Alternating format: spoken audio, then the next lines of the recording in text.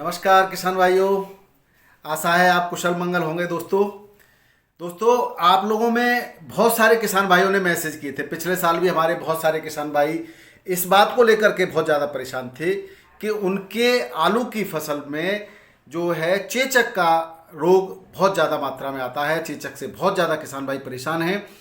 चेचक क्या है, इस पर आज की वीडियो को लेकर आया हूँ दोस्तों। इसमें मैंने कई सारे रिसर्च पेपर की स्टडी करी, तो जो मैंने रिसर्च पेपर में पाया वो आज आपको मैं बताता हूँ। साथ ही प्रमाण के साथ स्कैब डिसीज यानी कि चेचक रोग को क्या है, कैसे होता है, ये जानना बहुत ज़रूरी है दोस्तों। क्योंकि जब तक आप उसकी विशेषताओं को नहीं जानेंगे, वो उसका अपना संरक्षण किस तरह होता है इसको नहीं जानेंगे, तब तक आप उसका सही तरह से ट्रीटमेंट नहीं कर सकते दोस्तों। हमारा किसान भाई अपनी आवश्यकता के अनुसार स्वयं ट्रीटमेंट करता है दोस्तों।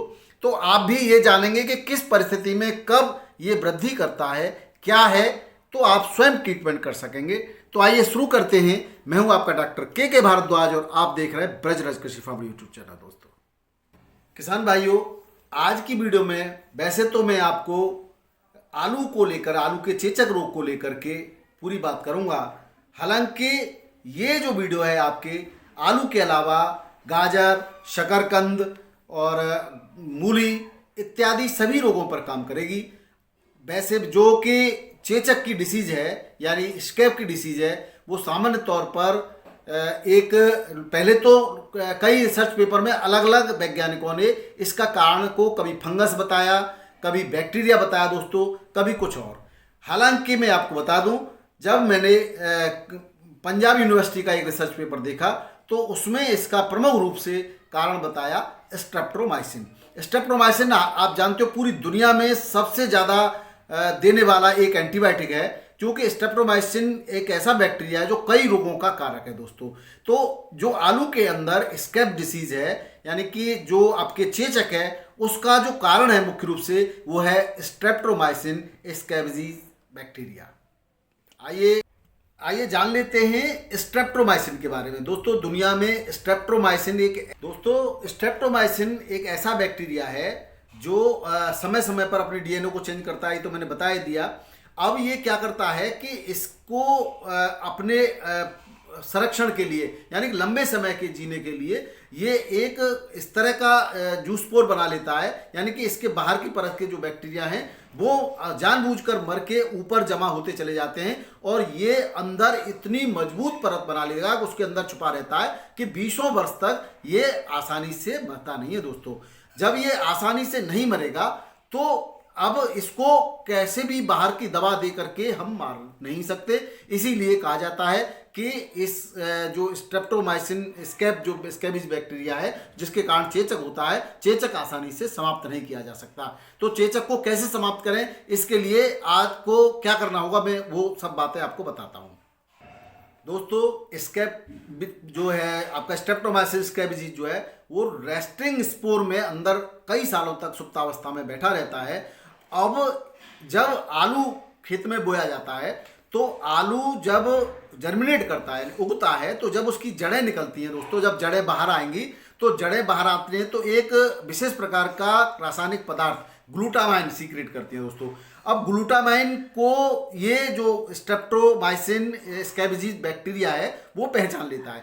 जैसे ही जड़ें बाहर निकलती हैं तो इसको एक संकेत पहुंचता है ग्लूटामाइन का कि ग्लूटामाइन सीक्रेट हुआ, तो उस दिशा में ये अपने जूस पोर्ट से यानी कि जिसमें ये सुरक्षित बैठा था उससे निकलने का प्रयास करता है दोस्तों। जब ये निकलता है तो उस तरफ वृद्धि करता है जिस तरफ आलू की जड़ें हैं, क्योंकि आलू की जड़ों ने ग्लूटामाइसिन या ग्लूटामाइन पदार्थ जो किया है। हम आपको इसके आधार पर भी एक मारने का तरीका बताएंगे कि इसको कैसे मारा जा सकता है। तो ये जबरदस्त उस समय जर्मिनेट होते समय वृद्धि करता है और यही एक समय है जब इसको यानी कि स्कैबिज बैक्टीरिया को, स्ट्रेप्टोमाइसिन स्कैबिज बैक्टीरिया को मारा जा सकता है। तो अब कैसे मारा जाएगा, इसके लिए मैं आपको अलग अलग उपाय बताता हूं दोस्तों।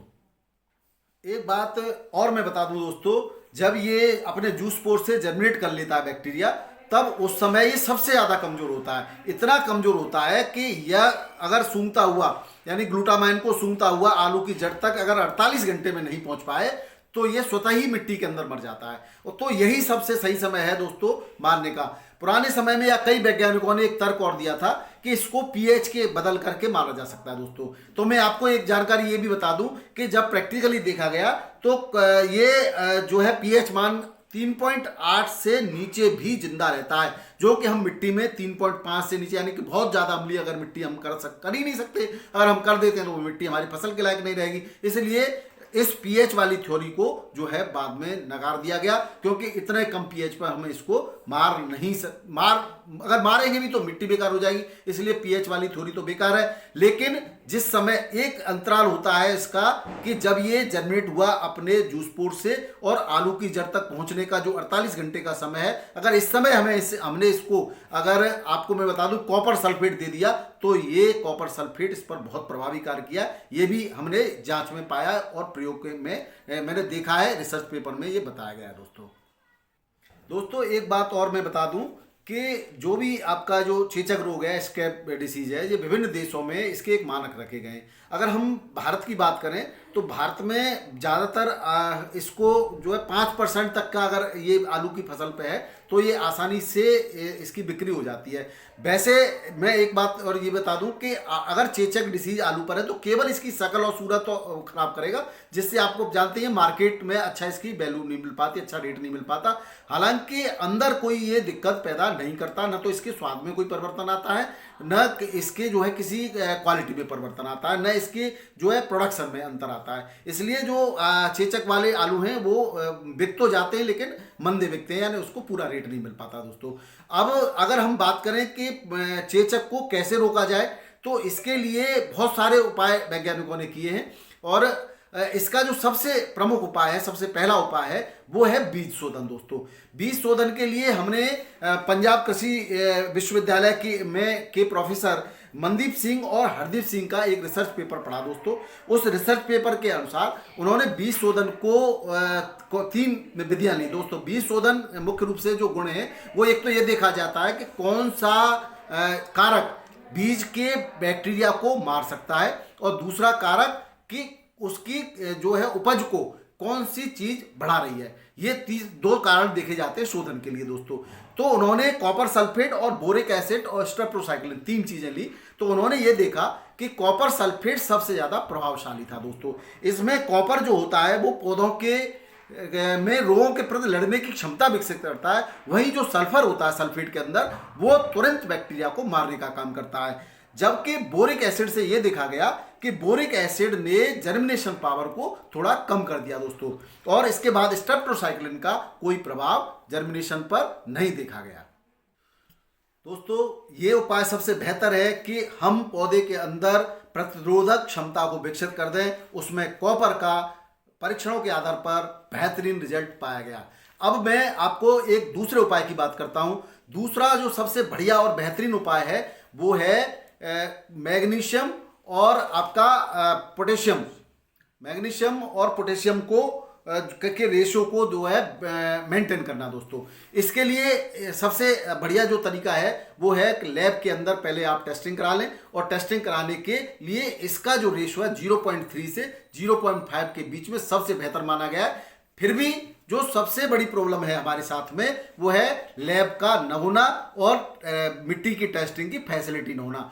इसके लिए भी मैंने एक समाधान ढूंढा दोस्तों, ये मेरा अपना तरीका है। उसके लिए आप ये कर सकते हैं कि यदि आप पिछले वर्षों में मैग्नीशियम, पोटेशियम, मैग्नीशियम देते आ रहे हैं तो इसमें आप क्या करेंगे, अगर आपने कभी नहीं दिया है तो आप पहले वो जान लीजिए। अगर आपने पहले नहीं दिया है तो 50 केजी मैग्नीशियम सल्फेट प्रति एकड़ आप अपने खेत में डाल के चलें, ये बेसल डोज में आप डालें। और अगर आपने पहले दिया है तो 30 केजी प्रति एकड़ मैग्नीशियम सल्फेट डालें दोस्तों। और अगर आप हम पहले से और हमेशा देते आ रहे हैं या फिर अगले साल इसको जो कर देंगे या बार बार आप डालते हैं तो केवल 15 केजी प्रति एकड़ मैग्नीशियम सल्फेट डालेंगे खेत में। पोटेशियम तो हम देते ही हैं। तो ये जो तरीका है काफी हद तक आपके स्क्रैब डिसीज को नियंत्रित कर सकता है दोस्तों। एक और बेहतरीन तरीका है जिसको आप बड़े आसानी से कर सकते हैं। जिन किसान भाइयों के खेत में बार बार चेचक आता है वो आप लोग, उसके लिए एक बहुत ही बेहतरीन तरीका है। वो है जैसे दोस्तों एक तरह से हनी ट्रैप होता है, उसी तरह से ये भी बैक्टीरिया के लिए ट्रैपिंग वाला सिस्टम है। आपको मैंने शुरुआत में ही बताया था कि इसमें ग्लूटामाइन जो पदार्थ है उसकी तरफ इसके जूस पोर्स आकर्षित होते हैं, ग्लूटामाइन को ये एब्जॉर्ब कर लेते हैं। तो एक तरीका ये है, जब आपके खेत में आलू की फसल ना हो या कोई दूसरी फसल हो, या आप उस समय कर सकते हैं जब आपने उस एक साल आलू की फसल न लगाई हो, तब आप क्या करेंगे कि जब खेत में आपने पलेवा लगा दिया यानी कि पानी भर दिया, उसके बाद आप इसमें 1.5 ग्राम प्रति लीटर पानी में 1.5 ग्राम प्रति लीटर पानी 15 लीटर की टंकी में लेकर के और करीब करीब 7 टंकी प्रति एकड़ के हिसाब से पानी लगे हुए खेत में स्प्रे कर देंगे दोस्तों।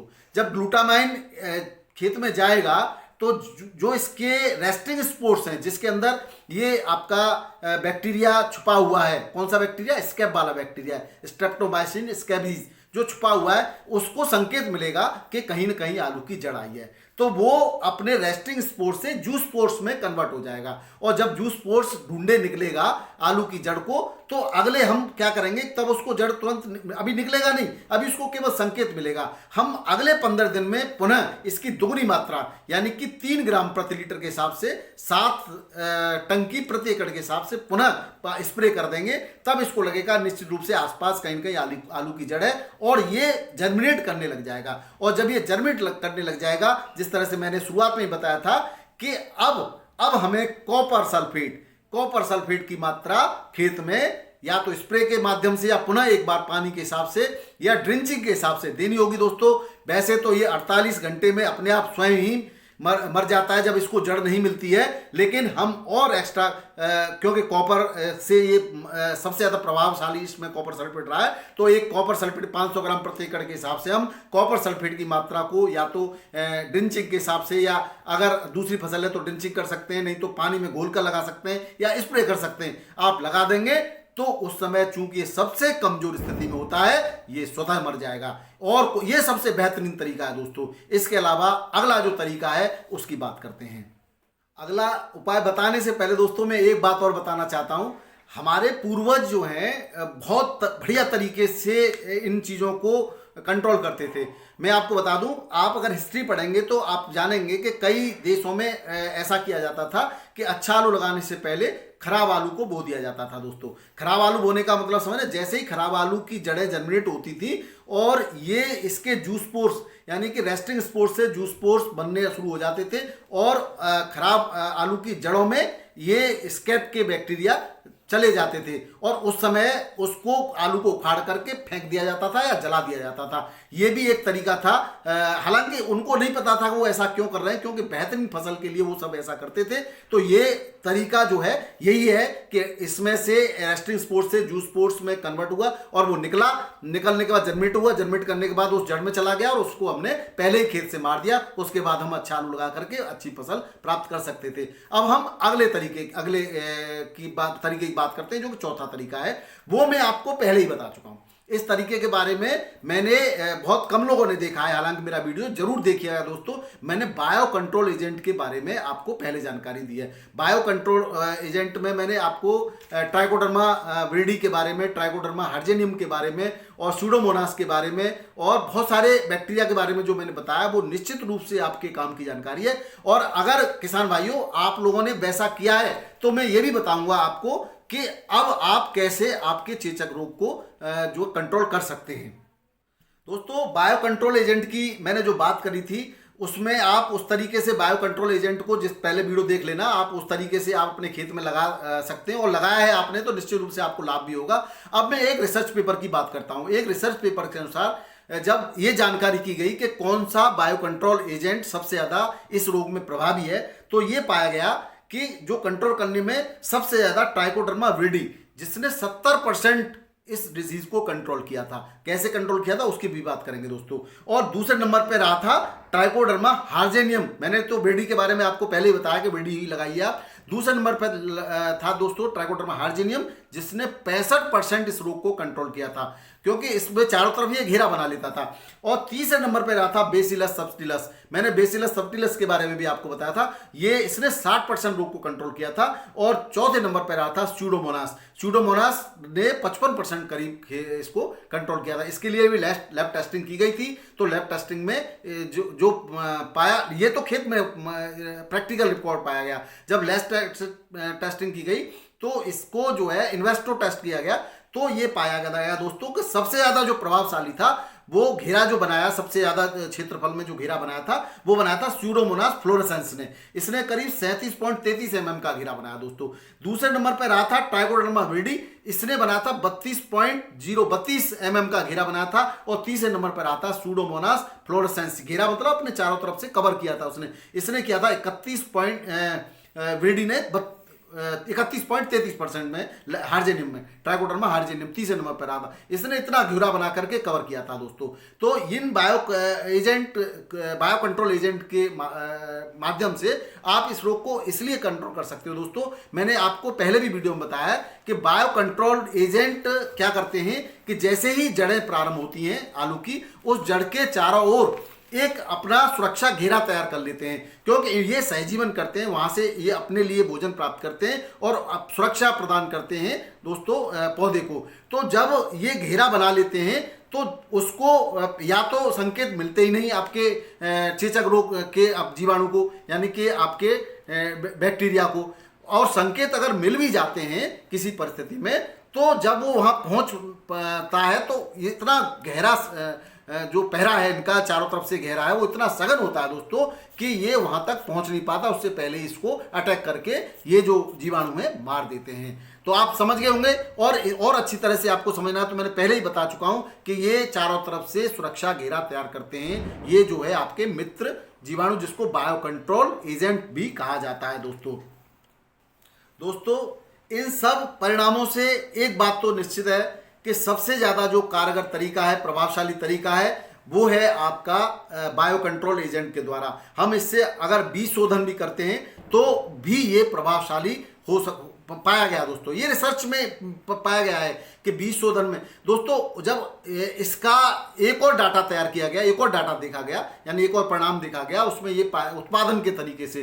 तो जब उत्पादन का डाटा देखा गया तो ये पाया गया कि सबसे ज्यादा जो उत्पादन है दोस्तों वो उस फसल में पाया जिसमें ट्राइकोडर्मा विरिडी से बीज शोधन किया गया था और ट्राइकोडर्मा विरिडी को इसके पौधा लगाने से पहले, यानी फसल लगाने से पहले खेत में डाला गया था।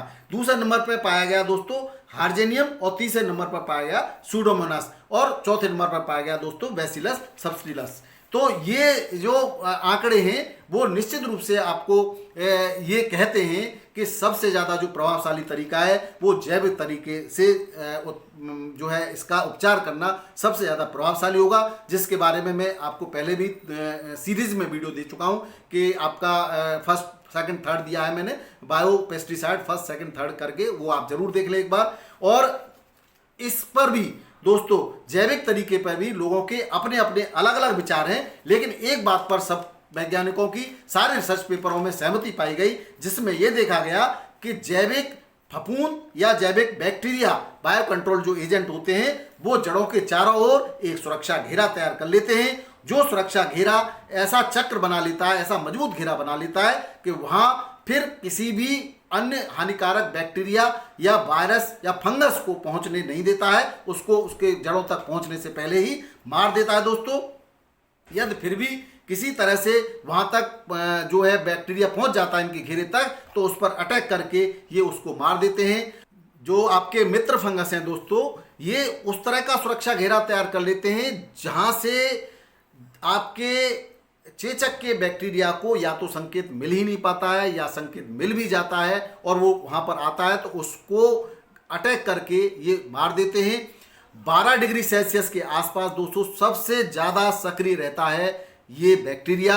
और उस समय आप कॉपर सल्फेट, यानी कि जब आपने एक सुरक्षा घेरा भी तैयार कर रखा है, इनका बायो कंट्रोल एजेंट का भी प्रयोग किया है, अब चूंकि अब सर्दियां पड़ने लग गई हैं दोस्तों और आपके खेत में बहुत ज़्यादा मात्रा में चेचक का प्रकोप रहता है, तब आप क्या कर सकते हैं, जब सर्दियां पड़ने लग जाएं और जब आलू की जड़ें विकसित होने लगे, उस समय आप कॉपर सल्फेट की ड्रिंचिंग कर सकते हैं या कॉपर सल्फेट को पानी के साथ ड्रॉप करके चला सकते हैं। 500 ग्राम प्रति एकड़ का घोल बनाकर आप चला दीजिए। ये सबसे बेहतर समय होगा जब आप इसको मार सकते हैं, स्कैब को मार सकते हैं।